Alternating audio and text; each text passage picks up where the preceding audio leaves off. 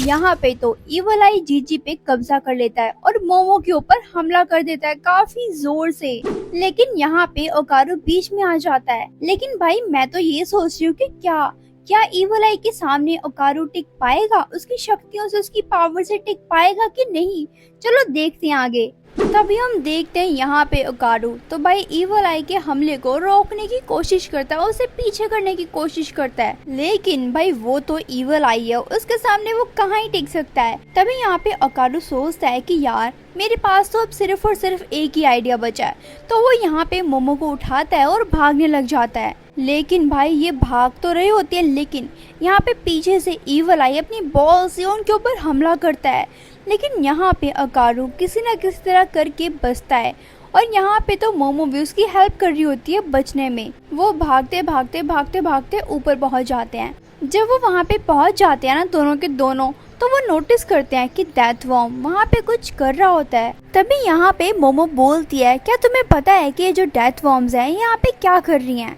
तो चलो मैं बताती हूँ। ये जो डेथ वर्म्स है ना, ये अपने आप को एनिमी से बचाने के लिए, अपने आप को प्रोटेक्ट करने के लिए ये सामने वाले एनिमी को इलेक्ट्रिक शॉक देती हैं और पॉइजन स्प्रे मारती हैं ताकि वो उसको कमज़ोर कर सके, उससे बच सके और अपने आप को प्रोटेक्ट करके रख सकें। तो हमें यहाँ से जल्दी जल्दी भागना होगा, नहीं तो ये मुसीबत हमारे ऊपर आ सकती है। तभी यहाँ पे ओकारू बोलता है, वो तो ठीक है, लेकिन मुझे ये बताओगी कि हम यहाँ से बाहर कैसे निकलेंगे भाई, कैसे?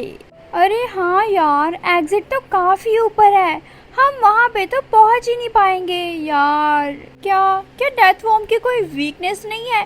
तभी ओकारू बोलता है कि मैंने डेथ वर्म्स के बारे में पढ़ा था मैगजीन में कि ये तो एक वायरस की तरह होते हैं, या फिर हम कह सकते हैं बैक्टीरिया। ये बैक्टीरिया तो भाई सनलाइट को झेल ही नहीं सकता, तुम्हें पता ही होगा। तो मेरे हिसाब से तुम समझ ही गई होगी कि मैं क्या कहना चाहता हूँ। तो हमें यहाँ पे इस बैक्टीरिया को सूरज की रोशनी में लेके जाना होगा। तभी यहाँ पे मोमो कहती है, अरे यार कैसे, लेकिन कैसे हो सकता है ये सब कुछ? हम करेंगे भी तो करेंगे कैसे, और हम जीजी को भी छोड़ के कहीं नहीं जा सकते। तभी ओकारू बोलता है, मैं तुम्हारी मदद कर सकता हूँ, लेकिन इसमें फिर मैं नहीं जा पाऊंगा, सिर्फ तुम ही जाओगी। तो चलो ठीक है, तुम चली जाना। तभी मोमो बोलती है, नहीं नहीं नहीं नहीं, जाएंगे तो हम साथ में ही जाएंगे, ये बात मेरी कान खोल के सुन लो तुम। तभी ओकारू बोलता है, देखो मोमो मेरी बात समझो, अगर तुम एक बार ऊपर पहुंच गई ना, उसके बाद तो तुम हमें किसी न किसी तरह करके ऊपर पहुंचा ही लोगी, क्यों है ना? तो अभी तुम्हारा यहाँ से जाना बहुत ज़रूरी है, तुम मेरी बात को समझो। तो वो जीजी का क्या होगा? तुम उसको कैसे लेकर आओगे? तुम्हें पता है ना कि जीजी बात नहीं मानता। अरे मैंने कहा ना, देखो मेरे ऊपर बिलीव रखो, मैं सब कुछ कर लूँगा, बस तुम मेरी बात मानो और अभी यहाँ से चली जाओ। रही बात जीजी की, तो मैं उसको भी अपने साथ ले आऊँगा। उसके बाद फाइनली यहाँ पे मोमो रेडी हो जाती है जाने के लिए। उसके बाद यहाँ पे ओकारू तो ट्रांसफॉर्म हो जाता है और यहाँ पे मोमो को एक सोफे पे बिठाता है और वो सोफा अपने पैरों के ऊपर रख लेता है। उसका आइडिया ये होता है, मैं जोर से जब सोफे पे पैर मारूंगा, जोर से उसे धक्का दूंगा, तो पक्का से यहाँ से मोमो उस गड्ढे से निकल जाएगी जो कि होल है छत के ऊपर। हालांकि यहाँ पे मोमो तो काफ़ी ज़्यादा डर रही होती है भाई, काफ़ी ज़्यादा। इवन वो मना भी करती है कि नहीं नहीं ओकारू, मुझे रहने दो, नहीं मुझे नहीं जाना। लेकिन यहाँ पे ओकारू उसकी एक भी बात नहीं मानता और उसे ज़ोर से धक्का दे देता है, ऊपर फेंक देता है। और यहाँ पे मोमो भी थोड़ी अपनी हिम्मत बढ़ाती है और अपनी साइकिक पावर का यूज करके ऊपर जाने की कोशिश करने लग जाती है। लेकिन भाई यहाँ पे मोमो तो उस गड्ढे तक पहुँच ही नहीं पाती है और ये देख के भाई वो काफी सैड होने लगती है और वो नीचे आने लग जाती है। लेकिन फिर भी वो हार नहीं मानती, वो फिर से अपनी साइकिक पावर का यूज करके ऊपर जाती है। उसके बाद फाइनली यहाँ पे वो उस गड्ढे के बाहर हाथ रख लेती है और पकड़ लेती है। फाइनली गाइज यहाँ से मोमो बाहर निकल ही जाती है। तभी यहाँ पे आ जाता है इवल आई, ओकारू को देख लेता है वो। उसके बाद तो यहाँ पे ओकारू और इवल आई की भाई फाइट होने लग जाती है। तभी हम देखते हैं बाहर का सीन, मोमो का सीन। वो तो यहाँ पे सभी को बाहर निकालने के लिए एक रस्सी ढूंढने लग जाती है, लेकिन भाई यहाँ पे मोमो को तो एक भी रस्सी नहीं मिल रही होती। तो फिर वो अपना दिमाग चलाती है और वहाँ पे जो कर्टन्स लगे होते हैं वो उनको काट के भाई एक रस्सी सी बना देती है। उसके बाद वो उस गड्ढे में जाती है और वो नीचे फेंकती है रस्सी को, लेकिन भाई वो रस्सी तो बहुत ही छोटी होती है, बहुत ही ज्यादा। ये देख के तो भाई वो फिर से अपने घर पे आती है और काफी ज्यादा सैड हो जाती है। यहाँ पे तो मोमो को जीजी की एक बात याद आती है। उसके बाद तो यहाँ पे मोमो उस घर को भाई पूरी तरीके से आग लगा देती है और वहाँ पे फायर फिगर्स को जोर जोर से चिल्ला चिल्ला के बुलाने लग जाती है। उसके बाद हम देखते हैं उस गड्ढे के अंदर का सीन, जहाँ पे अकारू और इवल आई भाई फाइट कर रहे होते हैं उस बॉल के साथ। हम कह सकते हैं भाई वो फुटबॉल खेल रहे होते हैं, लेकिन ये वन साइडेड फुटबॉल होती है भाई। लेकिन अपना जीजी तो भाई फुटबॉल को डॉज करने में लगा होता है। ऐसे करते करते भाई यहाँ पे इवल आई तो काफी बोर हो जाता है। फिर वो सोचता है क्यों ना मैं हाथों से ट्राई करता हूँ। तो भाई यहाँ पे वो इवल आई फुटबॉल को तो छोड़ देता है। यहाँ पे तो वो हाथापाई पे उतर आता है और वो अकारू को काफी ज्यादा पीटा, मार मार के उसका भरता बना देता है भाई, कचुम्बड़ बना देता है उसका। सच में भाई, सच में बहुत गंदा पीटता है वो उसे। तभी वो जीजी को बोलता है, अरे गंदे नाली के कीड़े, चलना आजा फाइट करते हैं। तब से मैं ही तुझे मारी जा रहा हूँ, तू तो कुछ कर ही नहीं रहा है, तो चल आजा मैदान में, थोड़ा तू भी कर ले, मैं तुझे चांस दे देता हूँ, देखते हैं कौन जीतता है। तो भाई कुछ ही देर बाद यहाँ पे जीजी की नाक से तो खून ही निकलने लग जाता है। आप सोच रहे होगे कि ये मारने की वजह से खून निकला है, तो गलत हो आप, क्योंकि यहाँ पे ये ब्लड पता है क्यों निकला होता है? बिकॉज ये जो डेथ वॉर्म्स होती है ना, ये तो पॉइजन गैस का स्प्रे कर रही होती है, दैट्स वाई यहाँ पे जीजी की नाक से खून निकलने लग जाता है। ये देख के तो भाई इवल आई को भी शायद थोड़ी सी दया आ जाती है, तो वो उसको मारना बंद कर देता है और उसे एक जगह कैद करके रख लेता है। तभी भाई यहाँ पे उसे तो काफी अजीब अजीब चीखने चिल्लाने की आवाजें सुन रही होती हैं। ये चीखें तो उन मेंबर्स की होती हैं जिनको भाई यहाँ पे जिनको कीटो फैमिली ने बलि पे चढ़ाया था भाई, उनकी सभी की चीखे चिल्लाने की आवाज सुनाई दे रही होती है। अकारू तो यहाँ पे बहुत ट्राई करता है बाहर निकलने का, लेकिन वो नहीं निकल पाता भाई, पता नहीं क्यों, बट वो नहीं निकल पाता। लेकिन यहाँ पे इवल आई उसके पास जरूर से आ जाता है, उसके सामने खड़ा होके भाई उसके मुंह पे जोर जोर से पंच मारने लग जाता है, जिसकी वजह से भाई उसके तो दांत ही बाहर आ जाते हैं। और वो मतलब इवल आई उसे कहता है, अभी तो बस तुम्हारी बारी है, इसके बाद तो उस लड़की की बारी होगी और मैं तो उसे बिल्कुल भी नहीं छोड़ने वाला। मैं तो उसे तड़पा तड़पा के मारूंगा, तो मैं फिर भी एक आसान मौत दे दूंगा, लेकिन उसे नहीं। तभी यहाँ पे अकारू को तो भाई पता नहीं कहाँ से इतना सारा जोश आ जाता है। वो तो यहाँ पे इवल आई का मुंह पकड़ लेता और कहता है, बस बहुत हो गया, अब और नहीं, तुम्हें जो नहीं करना चाहिए था तुमने वो भी किया। देखो तुम मेरे साथ कुछ भी कर रहे थे, लेकिन मैंने कुछ नहीं बोला, लेकिन तुमने उस लड़की के बारे में ये सब कुछ बोल के अच्छा नहीं किया, मैं तुम्हें तो नहीं छोड़ूंगा।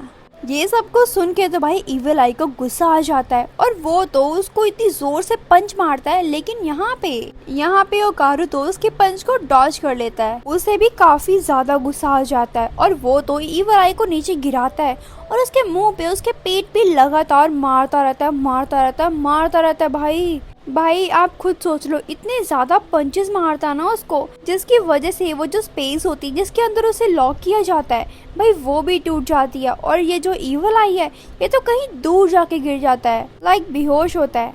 तभी यहाँ पे अकारू बोलता है, अगर तुमने मेरी बात पहले मान ली होती तो ये सब कुछ नहीं होता। तुमने मेरे दोस्त के ऊपर कब्जा किया और मोमो को नुकसान पहुँचाया, ये सब कुछ तो तुम्हारे साथ होना ही था। ये कहने के बाद भाई वो भी बेहोश हो जाता है। थोड़ी देर बाद जब वो उठता है तो वो सोचता है, यार अब मुझे वहाँ पे ऊपर उस गड्ढे के बाहर जाना है। उसके बाद तो यहाँ पे ओकारू जीजी की बॉडी को भी ऊपर लेके जाने की कोशिश करने लग जाता है। तभी यहाँ पे भाई टर्बो ग्रैनी की चीखने चिल्लाने की आवाज आने लग जाती है। तभी हम देखते हैं यहाँ पे टर्बो ग्रैनी तो उस लिक्विड में फंसी हुई थी जो कि डेथ वॉर्म ने फैलाया हुआ था। वो तो अपने मन ही मन में सोचती है, मुझे तो लगता है कि मुझे कोई बचाने भी नहीं आएगा। ये सब कुछ कह ही रही होती है, लेकिन तभी वहाँ पे वहाँ पे तो अकारू आ जाता है और उसे देख के तो टर्बो ग्रैनी काफी खुश होने लग जाती है और काफी रोने लग जाती है कि थैंक यू यार, तुम आ गए। उसके बाद वो सोचता है कि मैं इसे कैसे बचाऊं, तो फिर उसके दिमाग में एक आइडिया आता है। तो वहाँ पे जो लकड़ के प्लाइयाँ पड़ी होती हैं वो उसको उठाता है और उसके लिक्विड के ऊपर डाल देता है ताकि वो टर्बो ग्रैनी को बचा सके। तो फाइनली वो वहाँ पे जाता है, टर्बो ग्रैनी को जोर से खींचता है और फाइनली वो बच जाती है। लेकिन भाई देखते ही देखते ये दोनों फिर से उस फ्लूड में गिर जाते हैं भाई, पता नहीं कैसे। तभी टर्बो ग्रैनी चिल्ला के बोलती है, तुम तो कितनी पागल हो, कितने घटिया इंसान हो यार, तुम मेरी पावर का यूज क्यों नहीं कर लेते, तुम तो यूजलेस हो, दिमाग में यूज कर लिया करो थोड़ा सा। अरे यार, मैंने तुम्हारी पावर्स का पहले ही 2 बार यूज कर लिया है, तो मैं अब तुम्हारी पावर्स का यूज नहीं कर पाऊंगा और ना ही ट्रांसफॉर्म हो पाऊंगा, समझ रही हो तुम? अरे नहीं, इसका मतलब हम यहीं पे मरेंगे क्या सच में? अरे मोमो प्लीज प्लीज हम दोनों को बचा लो आके, हम मर जाएंगे। तभी हम देखते हैं उस गड्ढे के बाहर का सीन, मोमो का सीन। यहाँ पे तो काफी सारे फायर ब्रिगेड्स आ जाते हैं भाई उस आग को बुझाने के लिए। तभी यहाँ पे पुलिस वाले मोमो से पूछते हैं कि क्या ये आग तुमने लगाई है? तभी वो बताती है कि हाँ, ये आग मैंने लगाई है। तभी यहाँ पे वो कीटो फैमिली के पूरे चिट्ठे के बारे में उनको बताती है पुलिस वालों को। लेकिन भाई पुलिस वाले कहाँ ही मानती हैं, उनको तो बस अपनी पड़ी होती है, उनको तो भाई सबूत चाहिए, सबूत। अब भाई वो गर्ल कहाँ से सबूत लाएगी? तो वो तो सोचती है यार कहाँ फंस गई मैं, अगर मैं टाइम से नहीं गई तो ये सूरज भी डूब जाएगा और यहाँ पे वो दोनों के दोनों, मैं नहीं, मैं इनके साथ तो बिल्कुल भी नहीं जा सकती, मुझे कुछ ना कुछ तो करना ही होगा। लेकिन तभी हम देखते हैं भाई एकदम से भूकंप सा आ जाता है और वो डेथ वॉर्म भाई, वो तो उस जलती हुई आग से, मतलब वो उस घर से बाहर निकल जाता है। भाई यहाँ पे जितने भी लोग होते हैं वो सभी के सभी डेथ वॉर्म को देख के काफी हैरान हो जाते हैं और डरने लग जाते हैं। भाई कौन नहीं डरेगा, अगर तुम्हारे सामने ऐसा कुछ हो जाए तो ऑब्वियसली डरोगे भाई। मैं तो भाग जाऊंगी घर पे, लॉक कर लूंगी रूम को। यार सच में काफी डरावना सीन होता है ये। लेकिन यहाँ पे सूरज की रोशनी से तो भाई डेथ वॉर्म को काफी प्रॉब्लम होने लग जाती है। तो भाई ये सब कुछ देख के हमें असली रीजन पता लगता है मोमो का, कि उसने घर को क्यों आग लगाई थी। उसके बाद हम यहाँ पे मोमो और जीजी के बचपन का सीन देखते हैं। जीजी मोमो से बोलता है, क्या तुम्हें पता है कि जो अर्थवर्म्स होते हैं वो जमीन से बाहर क्यों नहीं आते?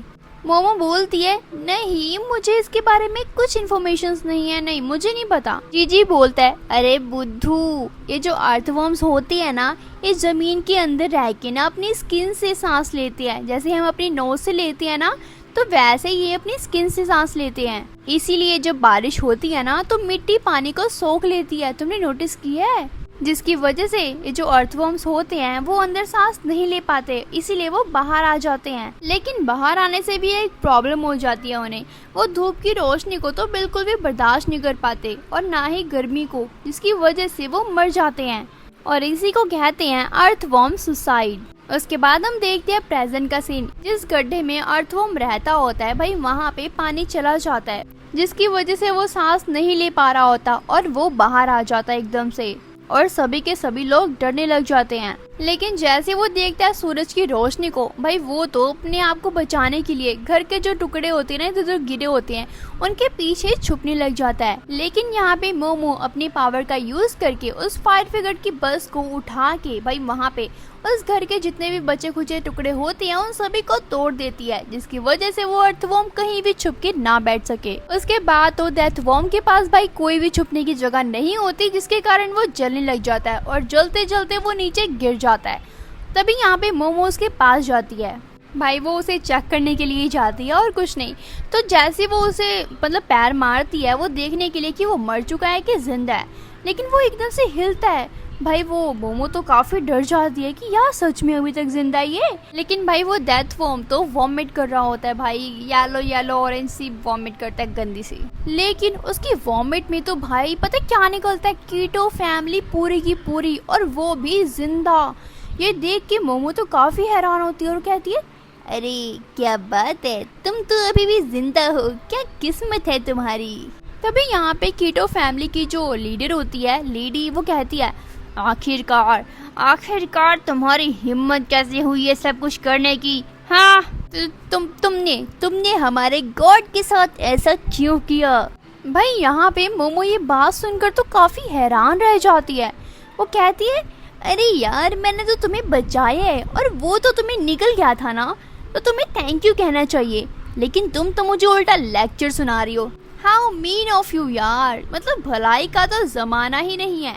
और वैसे भी मेरे पास इतना टाइम नहीं है कि मैं तुम्हारे साथ वेस्ट करूं, मुझे बहुत सारे काम है तो मुझे जाना होगा। क्योंकि भाई यहाँ पे मोमो को तो अकारू को और जीजी को बचाना होता है और ग्रैनी भी भाई वो भागने लग जाती है। लेकिन तभी यहाँ पे फिर से एकदम से अर्थक्वेक आ जाता है और वो कीटो फैमिली की जो लीडर होती है ना, वो बोलती है मोमो को, देखो देखो अब संभालो इसको, ये सब कुछ ना सिर्फ और सिर्फ तुम्हारी वजह से हो रहा है। अगर तुमने ये बेवकूफ़ी पहले नहीं की होती तो ये सब कुछ नहीं होता।